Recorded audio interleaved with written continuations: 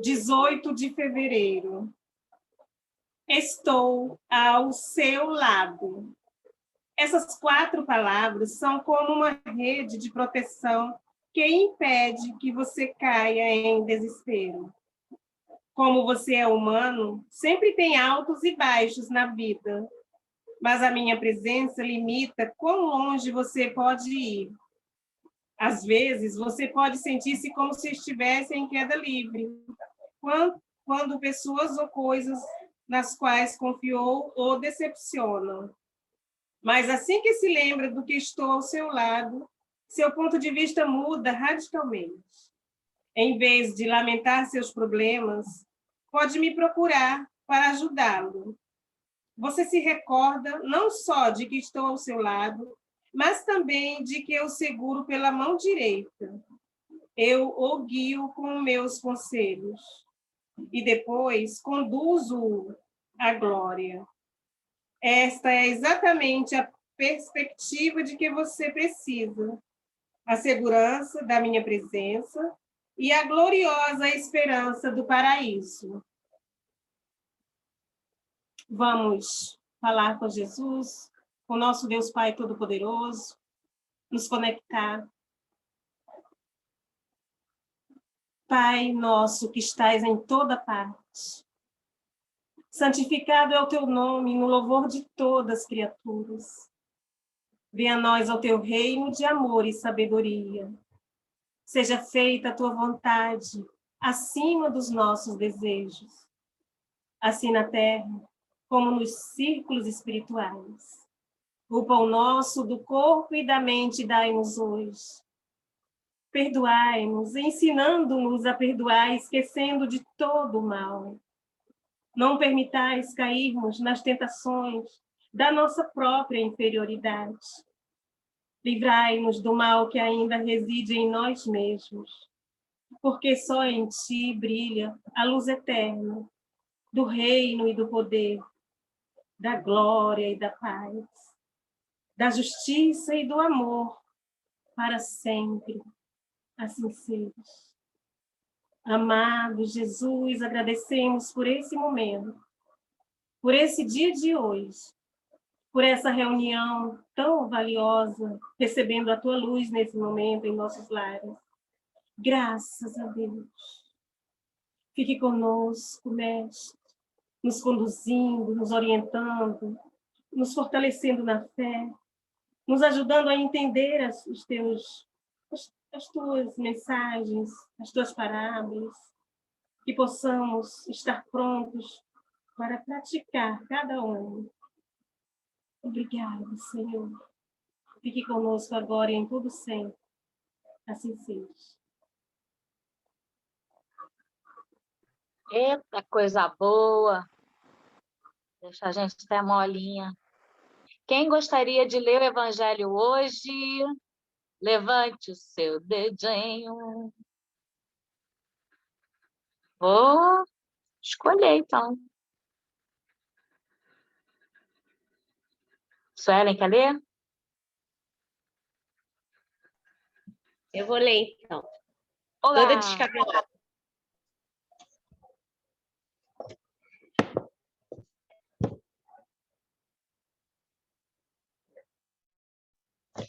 Capítulo 21, item 4. Missão dos profetas.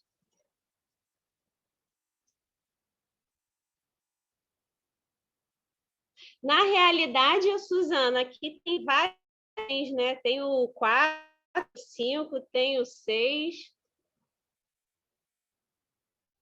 Lê o 4 mesmo? Pelo menos no meu livro é assim, tem o item 4, missão dos profetas, o 5, prodígio dos falsos profetas, item 6, não creiais em todos os espíritos. Aí eu não sei qual que eu leio. Pode ler o 4 mesmo. Tá ok, então vamos lá. Os profetas. Atribui-se comumente aos profetas o dom de revelar o futuro, de sorte que as palavras profecias profecia e predição se tornaram sinônimas. No sentido evangélico, a palavra profeta tem mais ampla significação. Diz-se de todo enviado de Deus com a missão de instruir os homens e de revelar as coisas ocultas e os mistérios da vida espiritual. Portanto, o homem pode ser profeta sem fazer predições. Aquela era a ideia dos judeus ao tempo de Jesus. Foi por isso que, quando o levaram à presença do sumo sacerdote Caifás, os escribas e os anciãos reunidos lhe cuspiram no rosto, lhe deram bufetadas, dizendo: Cristo, profetiza para nós e dize quem que te bateu. Entretanto, deu-se o caso de haver profetas que eram a presciência do futuro, quer por intuição, quer por revelação providencial, a fim de transmitirem avisos aos homens.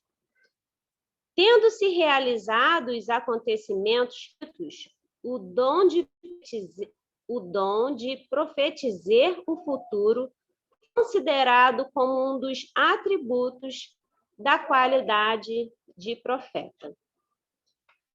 Bom, é uma missão muito grande ser profeta, e aqui na leitura a gente vê um exemplo muito claro que já nos é conhecido, que é o próprio Cristo, que veio nos anunciar a Boa Nova, conhecimento mais esclarecedor, um grande revolucionário. Mas eu fiquei pensando bem na questão de que, às vezes, a gente espera, intitula pessoas com grandes missões, não vou nem igualar a de Cristo, né? Mas, assim, com missões mais amplas, que tenha uma amplitude na sua fala, nos conhecimentos transmitidos, e a gente esquece os menores, dos profetas que têm uma atuação local ou familiar. Digo até mesmo de nós. Nós podemos ser profetas dentro da nossa família e profetas até dentro da nossa própria vida, né? Quando a gente busca maior significado, quando a gente procura maior conhecimento, quando a gente passa a atuar aquele conhecimento que a gente estuda, que a gente busca, não deixa de ser uma certa atuação de um profeta. Ainda que a gente não tenha esse dom esse discernimento de falar sobre o futuro, de talvez acalmar populações com conhecimentos mais esclarecedores ou mais calmos, né? Mas a gente pode ter essa atuação, sim. Até esse momento, eu acredito, de pandemia, né? Um contexto ainda muito delicado, quando a gente acha que as coisas estão se acalmando, aí tem um desafio, a gente pode pensar em como podemos atuar como profetas, levando a verdade, sendo a verdade, vivendo aquilo que a gente acredita e conhece. Eu acho que vai vir algumas outras coisas na minha cabeça, minha intuição, mas é uma oportunidade para mais alguém falar. Muito bom, tudo o que você falou. Alguém mais gostaria de falar alguma coisa do nosso estudo de hoje? Alguém? Levante seu dedinho. Eu acho que seria bom ler um pouco mais, porque aqui fala tão pouco sobre os profetas. Então, a leitura seguinte, ele vem falando sobre os falsos profetas, aí depois ele vem falando sobre não criais em todos os espíritos, mas aí essa parte dos profetas talvez ficasse mais completa se lesse mais um pouco. O que vocês acham? Pode ser. O que você acha, Sua? talvez o assunto fique mais amplo, né, dona Antônia, e a gente consiga comentar sobre maiores coisas. Então, vamos lá. Item 5, prodígios dos falsos profetas. Levantar-se-ão falsos e falsos profetas, que farão grandes prodígios e coisas espantar, a ponto de seduzirem os próprios escolhidos. Essas palavras dão o verdadeiro sentido do termo prodígio.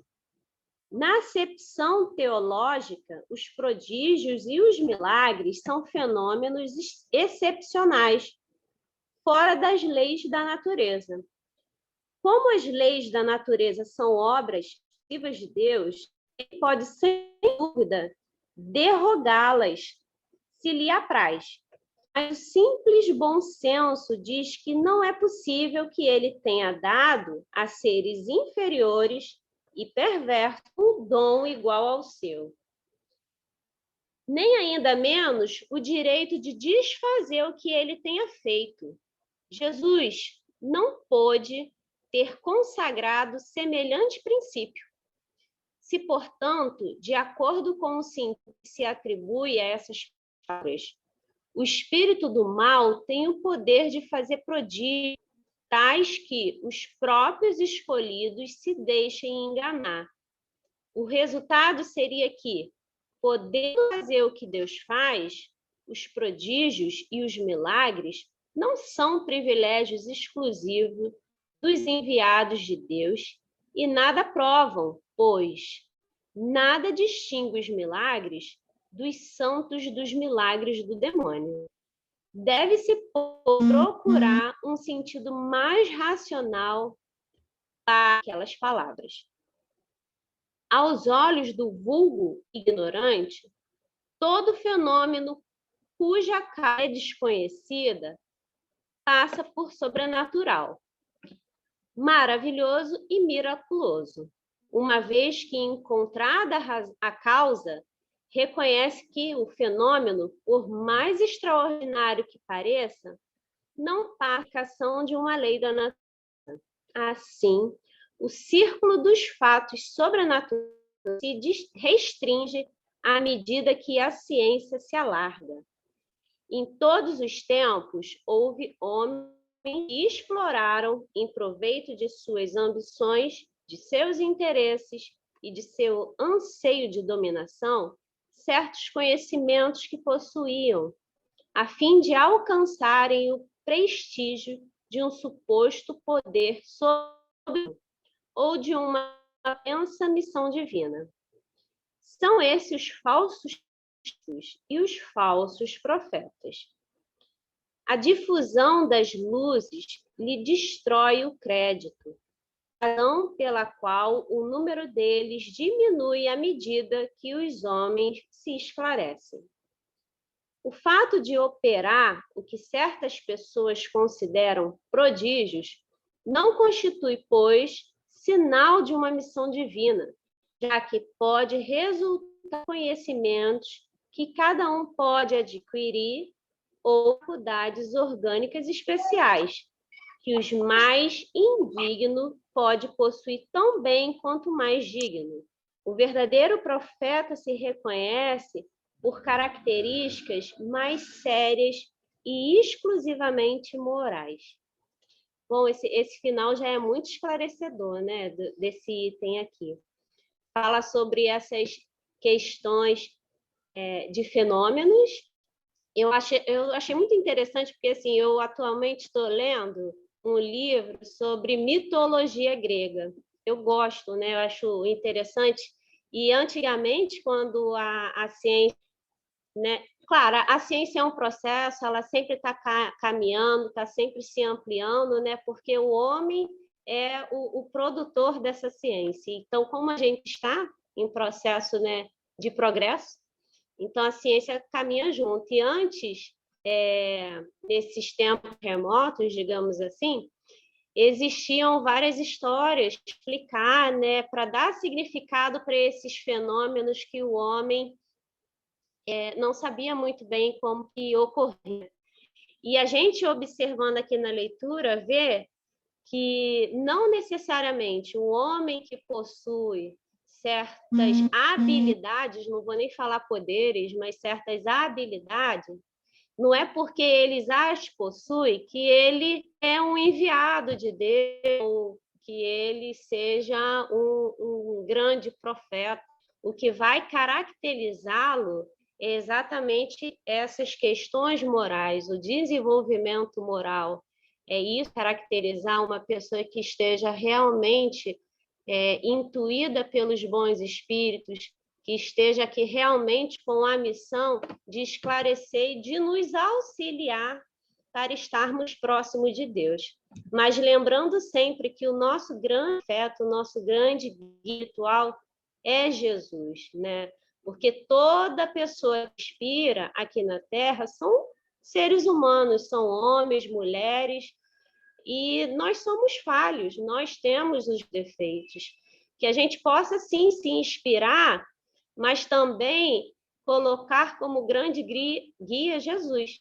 Porque às vezes a gente se deixa conduzir por pessoas que são semelhantes a nós, e aí as pessoas cometem erro, normal, como também, e a gente deixa de acreditar em certas ideologias porque colocou a esperança no outro, depositou crédito demais no outro.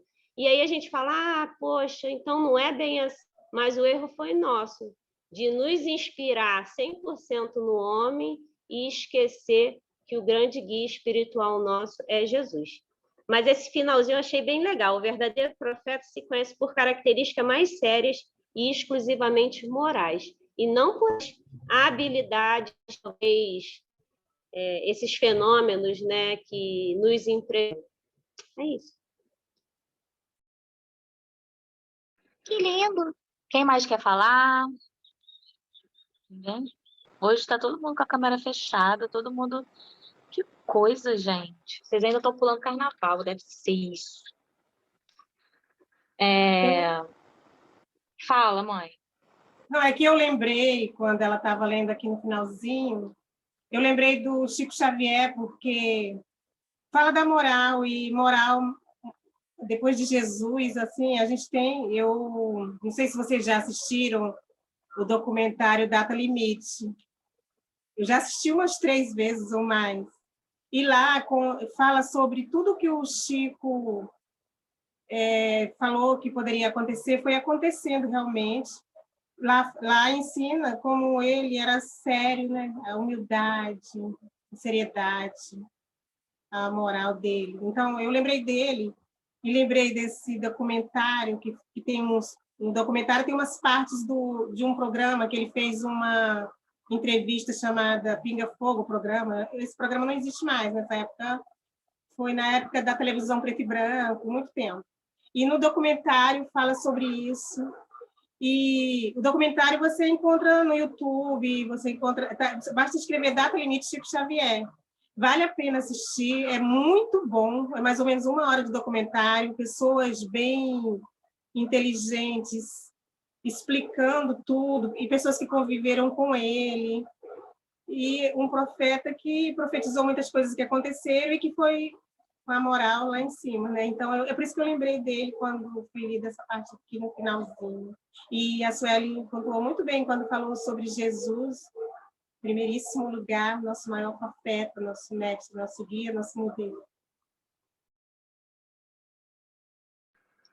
Tudo bem. Alguém mais gostaria de falar do nosso estudo de hoje? A Suelen falou muito bem, né? Normalmente, as referências históricas, quando a gente ouve falar na palavra profeta, a gente remete a uma personalidade de uma pessoa com o dom da adivinhação. Só que o texto vem falando para a gente que é uma missão de instruir os homens a falar dos ensinamentos de Deus, de Jesus, né? Então, realmente somos todos nós, né? A gente tem que propagar na prática, né? Não só falando aqui no evangelho bonitinho, eu estou falando, aí chega na hora da prática, faz tudo errado. Não, a gente tem que fazer para que as pessoas possam ver, né? Não ouça o que ele fala, veja o que ele faz, né? E os verdadeiros profetas, através das ações que a gente vai ver quem é o verdadeiro profeta, né? Através das ações, não do que ele está falando. E para lembrar também que a gente tem que ter compaixão, porque estamos na infância espiritual, né? Todos nós estamos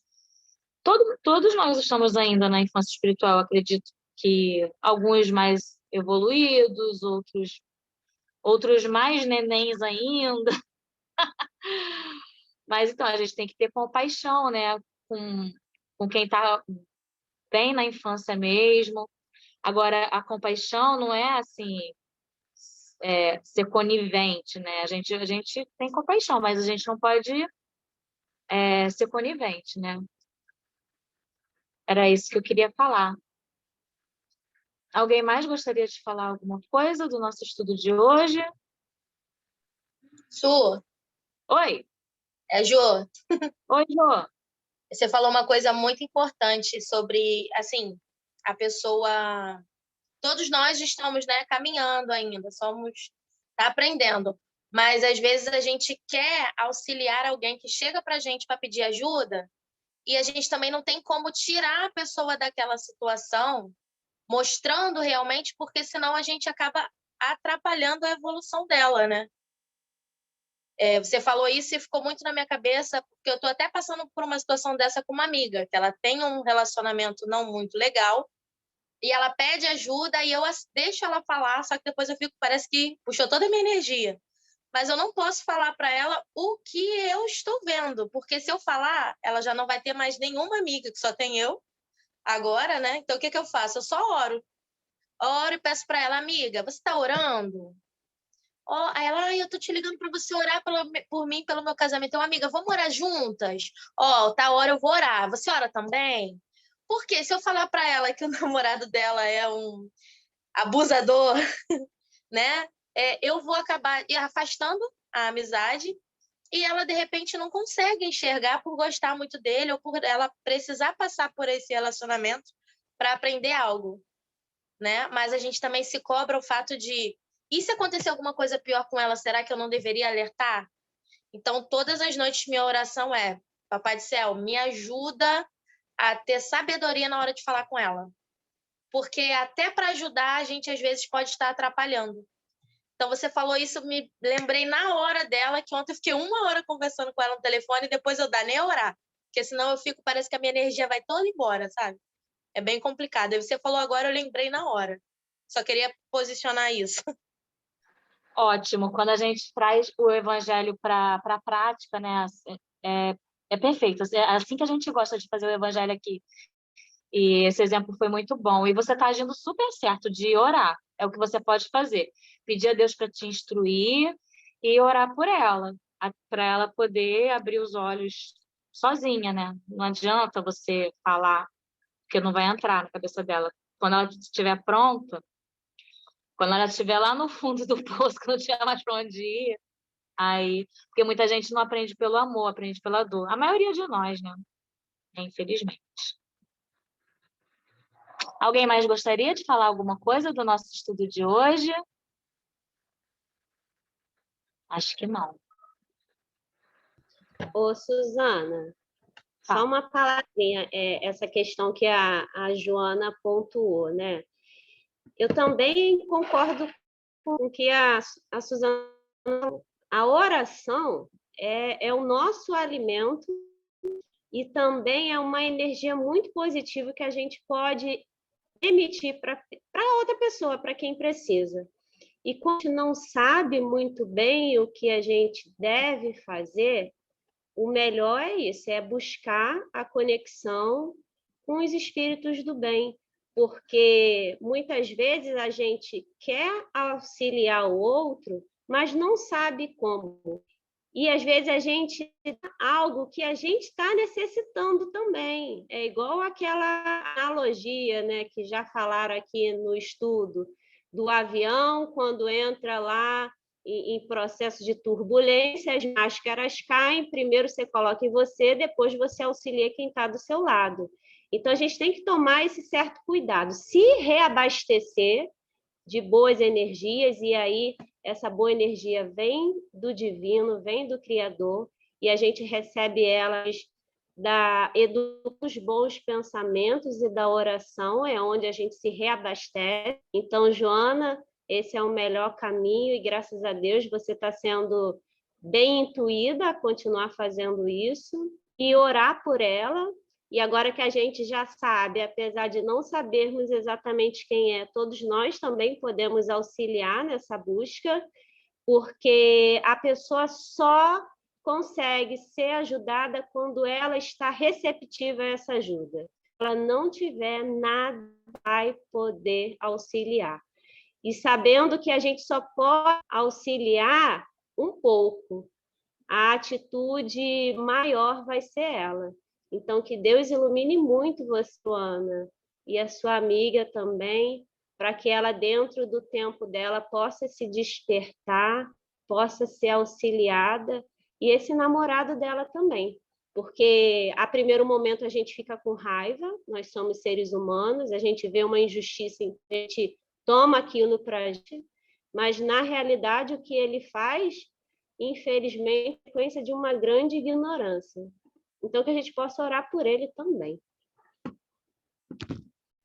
Perfeito. Então, agora a gente vai... Quem quer fazer a prece final? Alguém gostaria de fazer a prece final? Luciana, tu pode fazer? Pode? Então tá bom. Vou pedir a Luciana para fazer a prece final. Então vamos fechar os nossos olhos e com muita humildade agradecer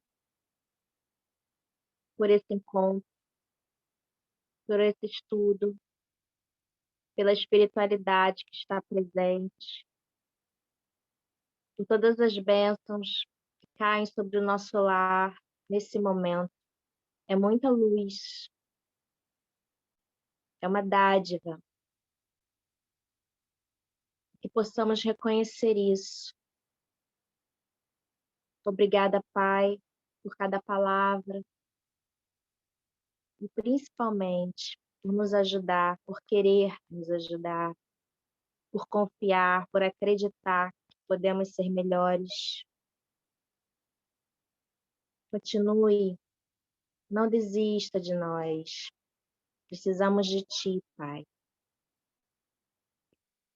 E que toda essa luz possa se expandir para os nossos vizinhos, para os nossos familiares, para os nossos amigos que não puderam estar aqui hoje.